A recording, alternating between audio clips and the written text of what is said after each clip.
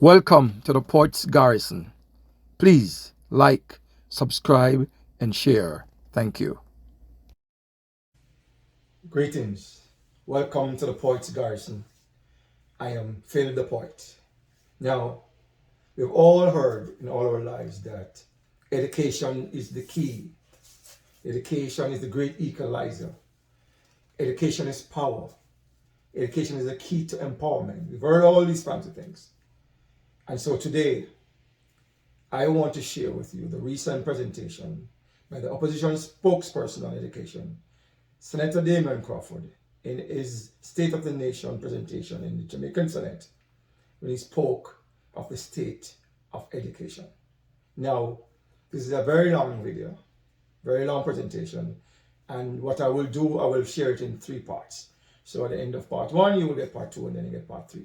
So I won't carry it on with my own personal thoughts. I will leave it to you to come to your conclusion based on what the senator has said in his presentation. Now, at the start of this presentation, you will hear him refer to Senator Samuda.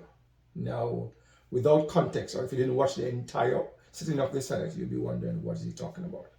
So, for context, I'm going to share first what Senator Samuda said about Senator Crawford, and then we will come back and look at what Senator Crawford said in his presentation and his response to Senator Samuda. So here, take a look at what Senator Samuda had to say first. For violent crimes, in my mind, is a useful tool for the social engineering that we need. Mr. President, last week, our colleague senator, my friend, appeared to assume the role of revisionist historian and sought to paint the 1976 state of emergency declared by the admin then under Prime Minister Michael Manley as necessary and appropriately enforced. Mr. President, nothing could be further from the truth.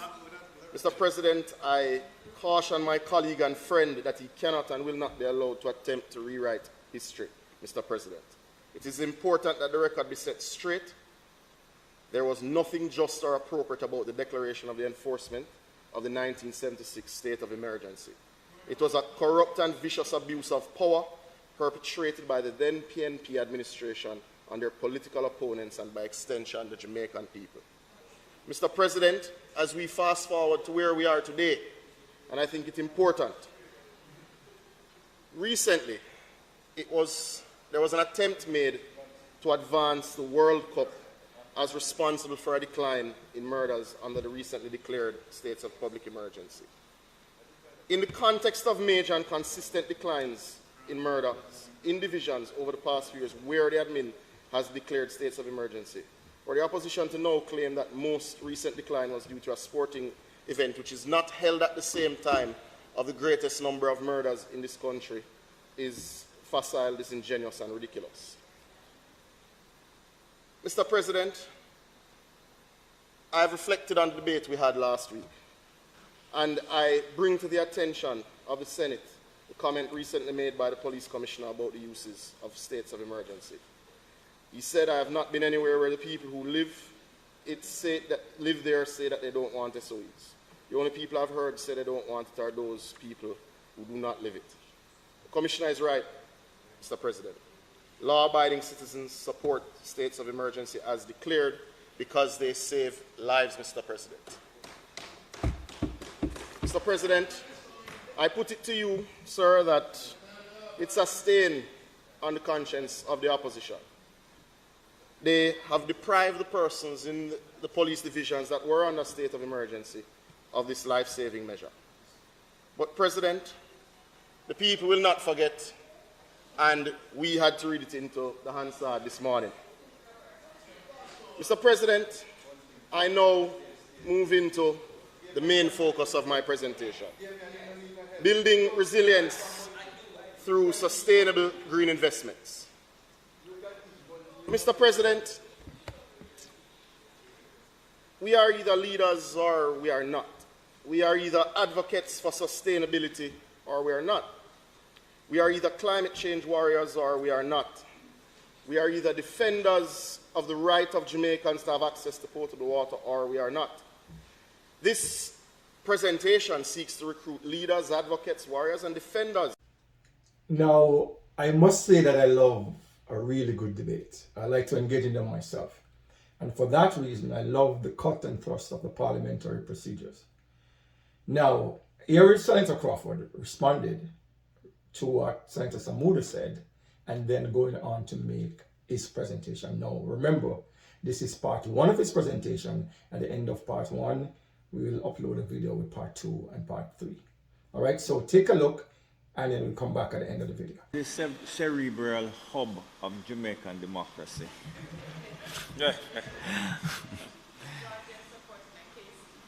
Senator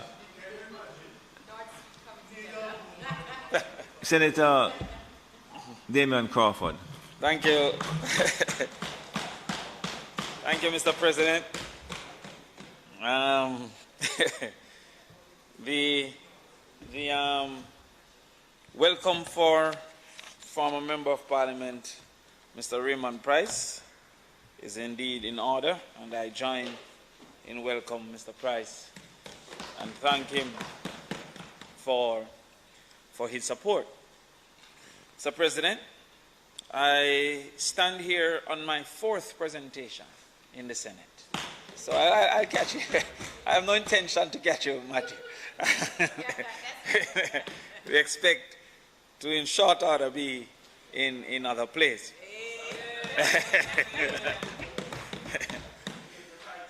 But, Mr. President, you don't worry. But, Mr. President, it's indeed an honor to be a part of 21 Jamaicans blessed with the opportunity to impact thought, influence policy, and to act within the upper houses. And I hope that one day I'll be able to tell my grandchildren that I served with the likes of a Lambert Brown and a Donna Scott Motley, Peter Bunting, Janice Allen, Floyd Morris, Gabriel Morris, but indeed also Auburn Hill, Senator Golden Campbell, who I must admit I was impressed with your presentation last Friday. But I do enjoy listening and hearing you. Members such as Don Webby, and I look forward to gaining Senator Rodriguez's agreement even against her will almost every week. I know she's locked in. I know she's locked in. But sometimes, boy, I see she feel depressed when she have to agree. I also admire and love the calmness that has been exhibited by Senator Leslie Campbell. Senator Campbell is not without effort that I try to be calm myself. It's just a failing. Just has not happened. Indeed, yeah, share the strategy. But indeed, Mr. Speaker, I really am grateful for the experience, and that includes working with you who have been, no, not the Speaker, sorry. Let's look up and say, yes. Mr. President, but the rightful President, I do look forward, and I thank the President, President Tom Tavares Vinson, who has been very kind. Indeed, sometimes when people see some of the videos coming out of the Senate, they may not know that after he had to confirm that he got a few blows. And I confirmed that his intervention was necessary. But in all things, I want the public to know that we are indeed quite good friends. I'm sorry that Senator Johnson Smith is not here, because today and many other preparations, I prepare trying to figure when she's going to intervene on a point of order. I have about 4 of those today, so I'm very sorry that she's not here today. But I accept, but I do enjoy. And I also enjoy Senator Fraser Binns then shouting her support, having heard the points of order. I really do enjoy, and I wish we would spend more time together. Senator Gill, I always wonder why you're not on this side, being that we agree on so many issues. It's a good comrade on that side. Yes. But socialist thinking. Yes. Yes. You didn't look too happy at the conference, I must say. But I can understand. And of course, an actual friend, Senator Samuda and Senator Williams, outside of this house. We are indeed friends and have many drinks together.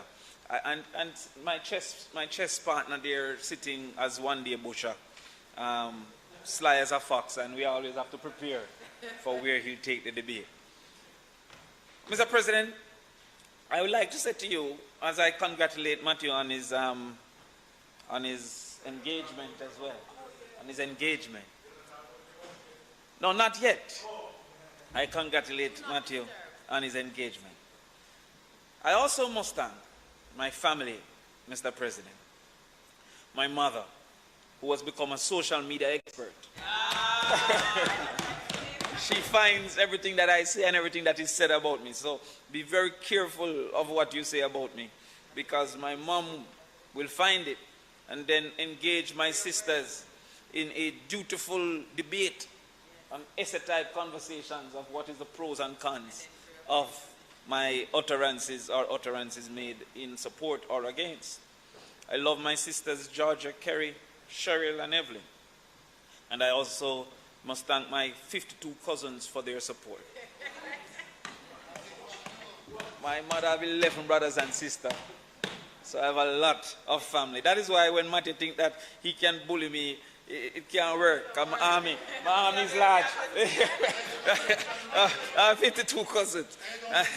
And I don't mention, and I must say for the record, specifically thanks to my uncle, but also Senator Ransford Braham, whose intervention to take me under his roof as a teenage boy was a necessary intervention for the way that my life has turned out, and it has changed my life. I'm very sorry he's not here to hear this thank you.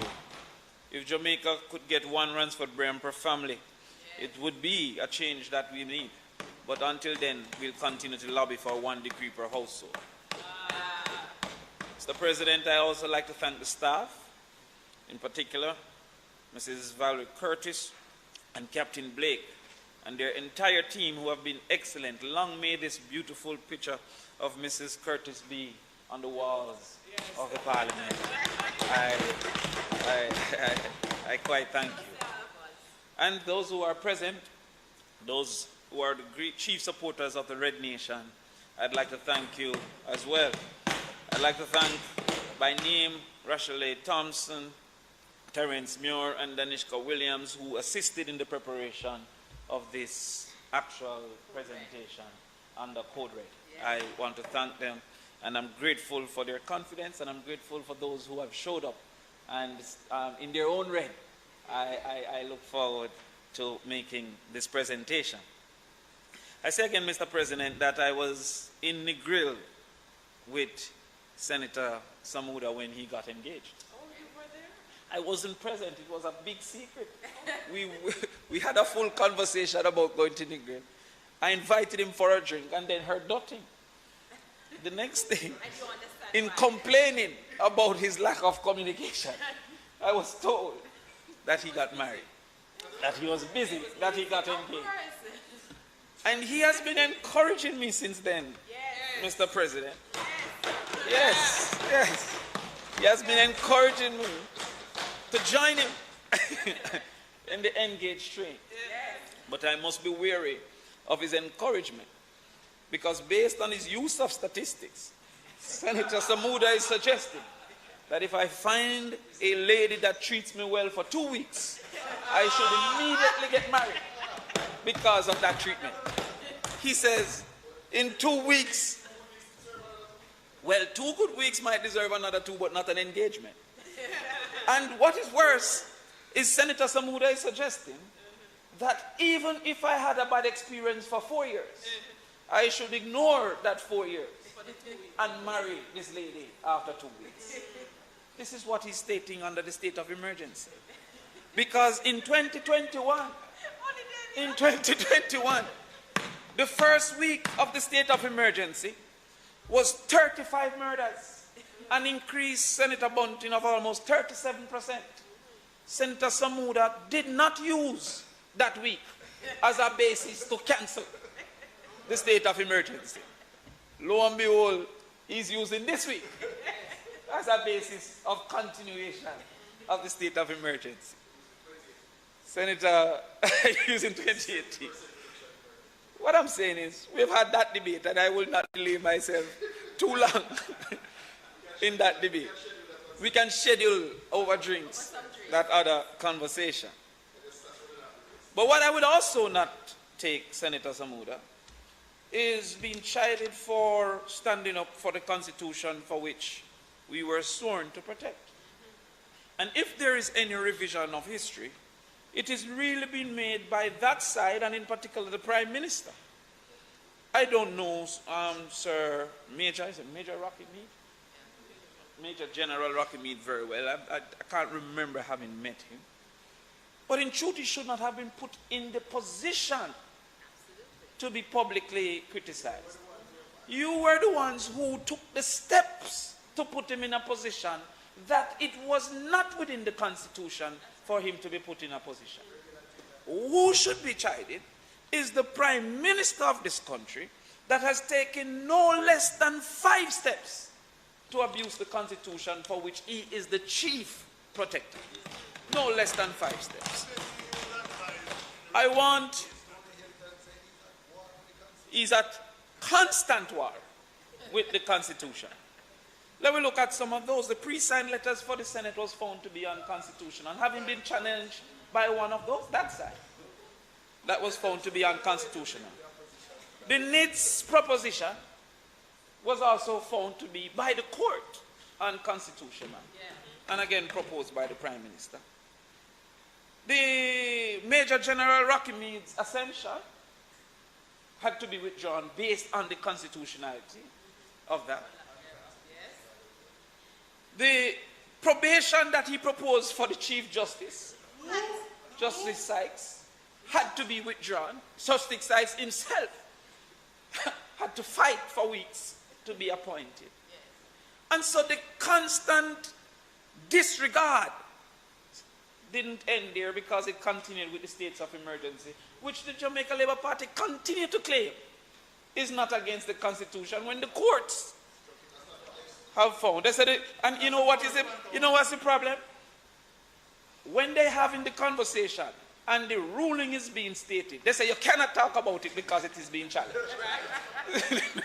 So when the proof of the pudding comes to the fore, they say don't talk about it, it's being challenged.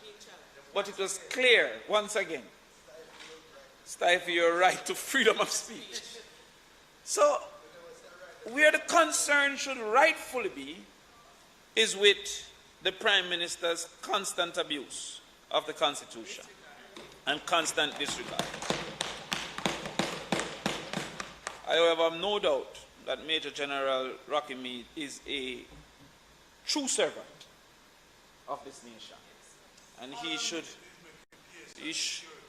and then promote him to, well, you see, this is a party of ideas. You keep on educating and informing. But remember that they have not appointed a czar for security since they promoted the last commissioner. So maybe they can put him there for the national security advisor, and he can continue to serve. It's a party of ideas. There's so much recommendation we give them, I will just start. Mr. President, I also want to say my condolences to one who wanted to be here, and I'm sure is watching, Dean Peart, former minister, whose mother has died. And I want to say, sir, I know you're watching, thank you for your support. You have been in my corner since the first day I was introduced into East Rural, and I'm sorry you're not here today. Mr. President, this presentation I'm making today is under the name Code Red because the education sector is indeed in a state of emergency. Yes. The education sector is what defines who we are based on what the children understood to be proper and rightful learning in the past, they act in the present. Yes. if we do not understand the nexus between a state of the nation as is and the state of education, then I'm going to seek to take this effort to teach what is that nexus as we move forward. The first phrase of the education sector plan, Mr. President, states that Jamaica's Vision 2030 education sector plan, every child can learn and every child must learn. Mr. Speaker, Code Red is defined as Mr. President, as a very serious security warning or threat, indicates emergency situation or threat of dangerous situation that has deteriorated drastically so as to continue an emergency. Mr. President, let us look at what it has been stated in the Vision 2030 plan. It is indeed a good representation of what a Christian country should always embark on to ensure that there is a role for both God and man in the execution of our activities. When it says every child can learn, that is what God's gift has been to our children. Indeed, Johnny, Senator Allen, you have always heard me say, none of us were born with their talking. We learned to talk. We weren't born walking. We learned to walk. So God's gift is evident from the 9-month-old that a child can learn.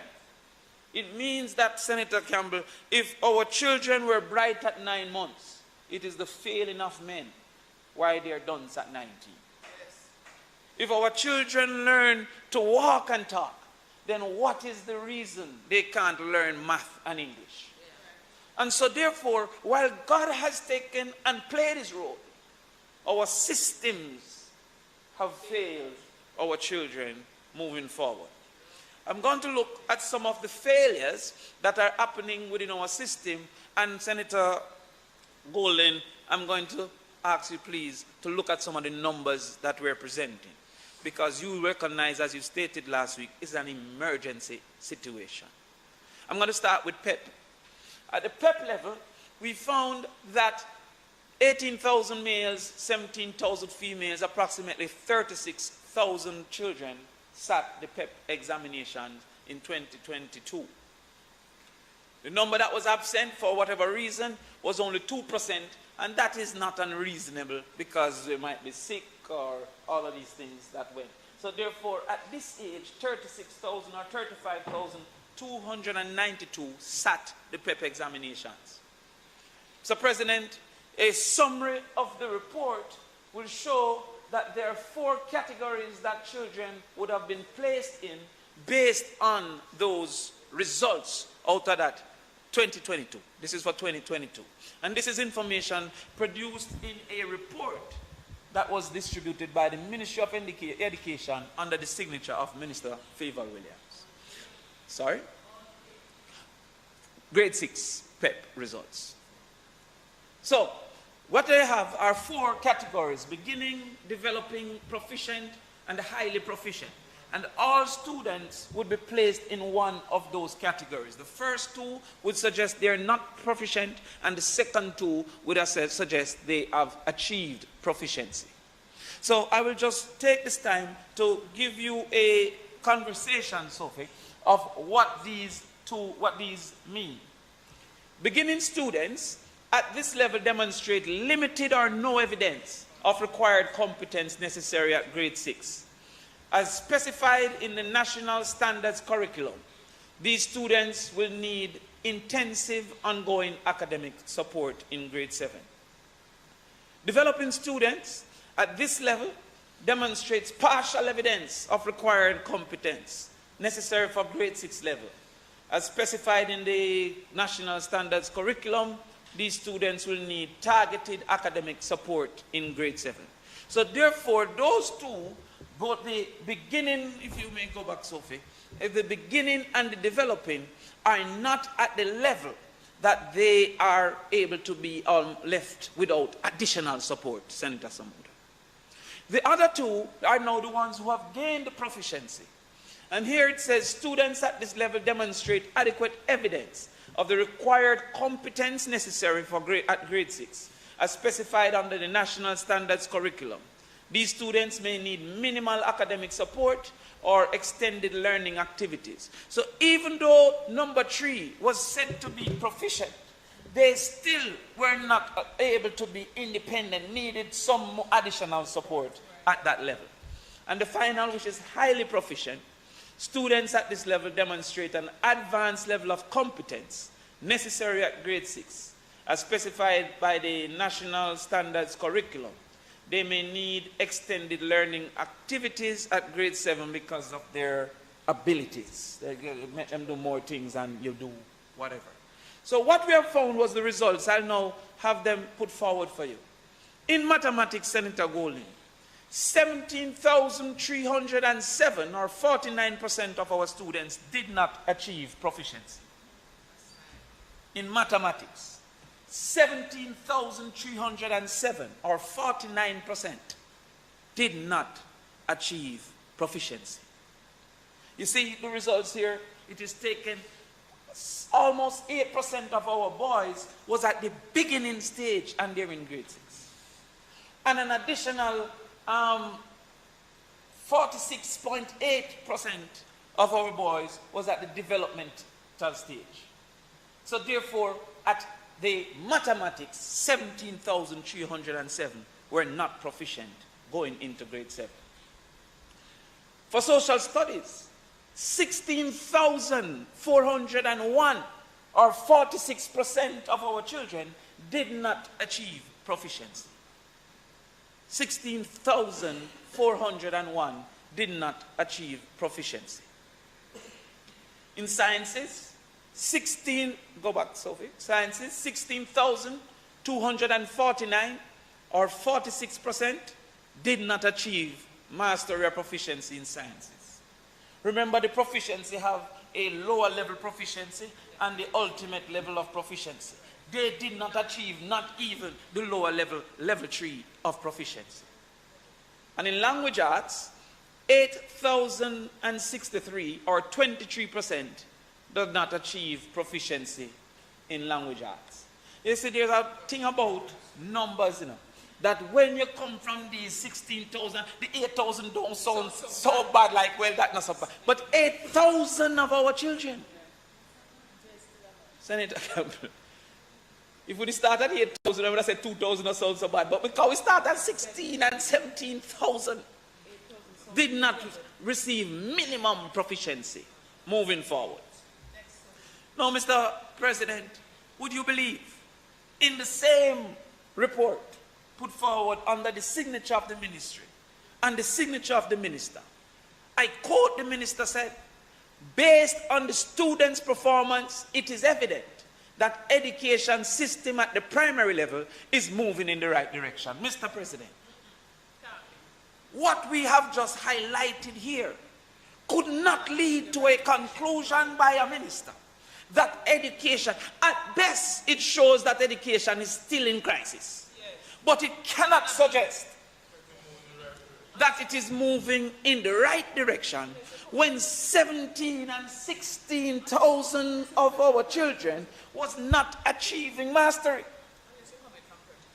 Unless you're coming from the full 30,000. And when we look back at some of the historical data, especially at the GSAT level, which is an unfair combination, it's a different exam, they were at 55 and 56%. It would have been immaterial changes up or down compared to 2018 numbers or 2019 numbers. So what we have found is an untruthful analysis, a head in the sand, that will therefore not lead to sufficient intervention if after the numbers we have shown in the same document says that based on the students' performance, the numbers we have shown, it is evident that education system at the primary level, which is where the PEP exam is done, is moving in the right direction. If it is for that alone, we could have called for the resignation of the Minister of Education. That is unfortunate and irresponsible. Mr. President, we move to CXCs, and I hope to be able to identify the results CSEC, yes. Showing our age. The failure, right, I'm gonna state it though. Mr. President, the failure become even worse at the secondary level. So we started Senator Bunting bad, and it deteriorates as we move forward. The 2022 results again gained by the Ministry of Education, and here I must congratulate the ministry. Oftentimes, you're finding it difficult to get information when you request it. In less than a day, the ministry was willing to provide information that I requested, and I must thank the team at the ministry. And maybe thank even the minister, because some ministers kind of make people feel afraid to share this information. But the information that the ministry sent suggests that in 2017, 26,070 children sat or was entered for English A. And it suggests 70% pass English A. In 2018, 24,805 and 75% pass. In 2019, it says 24,069, 82% pass. And in 2020, 23,719, 86% pass. And unfortunately, going down in 2021, 73% pass out of the 22,765. It don't sound bad. It don't sound bad. You then go to mathematics, 23,000 in 2017, 965, 50% pass. 2018, 22,813, 57% pass. We move forward to 2021 for saving time, 42% pass, coming from 62% pass in 2020. It don't sound bad. But Senator Golding, I have had opportunities to be in schools. I was a teacher in school before, and I volunteer to teach in different schools. And it drew to my mind, I started to question, but this don't look as bad as I think it is. Because if you look at English, which we are saying is a second language, 82% pass in 2019, no sound bad. But I remember having gone to an inner city school, and I asked the principal, give me all your maths children, I will give them a few hours. And only 28 children showed up. So I then sent back to the ministry to say, okay, you send me how many sat the exam, send me how much was enrolled in school. Okay. When you check how much was enrolled in school, Senator Fraser Baines, you see a very different situation. Well, COVID would have been 2020, so the performance in 2019 and 2018 would not have been. So maybe the ministry could say 2021 would have been COVID impacted, because 2021 was very poor. You understand? So we would have said maybe have a point with that one. But let us look at how many people were enrolled. In 2017, 39,178 children were enrolled. Only 26,000 was allowed to sit. 13,000 was not allowed to sit. A third of the cohort. You mean not qualified to sit? Well, allowed might be an improper term. I don't know if they wanted to sit. They did not sit. 13,000, a third. In 2018, 36,260 students were enrolled. 24,805 entered that exam. 12,000. A third was not entered in this examination. I come to 2020 for the sake of time. 35,511, only 23,719 entered. 12 more thousand was not allowed. Or did not sit. I don't want to be, because if Senator Johnson Smith was here, point of information, how you know they were not allowed? Right. I stand corrected. Did not sit. Did not sit. Because I do not want now the principals to be lambasted. to say that they are seeking to protect their numbers, because later down you realize that there are reasons that some might not have sat this examination. Mr. President, when you look at these numbers, it suggests that in English language, not 87% and 74%, 48% in 2017, based on the enrollment numbers. 2017, before COVID. 50% in 2018, 54% in 2019.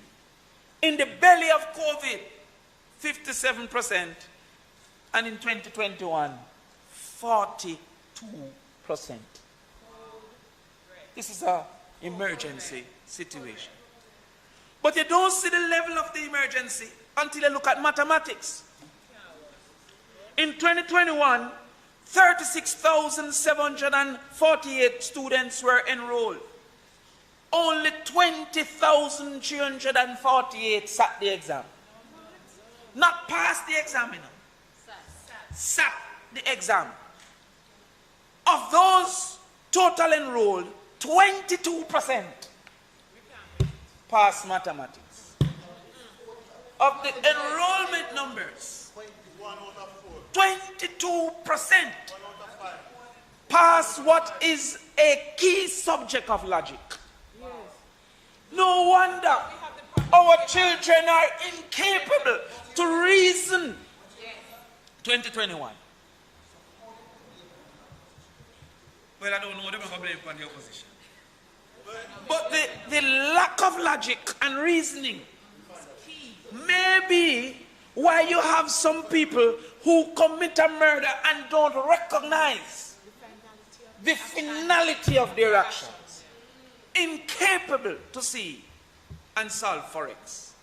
Senator Samuda, if this is not an emergency, I do not know what is an emergency. Senator Fraser Bates, go again and let me go to that one. Yes, go to the other one. So we start to look at 5 subjects, including mathematics. 5 subjects, including mathematics, is what is perceived to be a minimum reasonable achievement for graduation at the CXC level. But it's also the standard for joining the police force. So I use it to connect the dots, because the police force can't get enough people. Now, why is it that they can't get enough people? One of the reasons, they are not qualified to meet the standard. So bad is the situation, Senator Samuda, that the police force no longer asks for maths. It asks for a numbers subject, so you can go with accounts. What? Accounts is not a measure of reasoning, you know, which is a skill you want police to have. Accounts is not a measure of logics. Accounts is simply a numbers course. That is where we are. But let us look. This is information provided by the Ministry of Education. In 2020, 28.4% of the cohort get 5 subjects, including maths and English. Imagine, Senator Campbell, what would be the uproar in the United States if 28% get a GED? What would be the uproar? But in 2021, it gets worse. 17%. 17% of our children get 5 subjects, including maths and English. We could go forward on the analysis, because at this time now, I figured that maybe the president now would say, what about 2022? Why you don't put 2022? 2022 was worse. Speaker's time has expired. Remember, I had a long run-up, you know. Okay, Senator. yes. Mr. President, given that the Speaker's time has expired, I move that we extend the time for him to complete his presentation in a reasonable period of time. Thank you. I've heard the question on the Speaker's time to be extended for him to complete his presentation. Those in favor? Aye. Those against? The ayes have it. Senator Crawford. Okay, so now that you've finished watching part 1, I want to encourage you to come back to see parts 2 and 3. Now, if you click the notification icon, it will notify you when parts 2 and 3 are uploaded. I won't take very long to upload them. So thank you for watching part 1, and I'll see you again for part 2. Thank you. One love. Thanks for watching.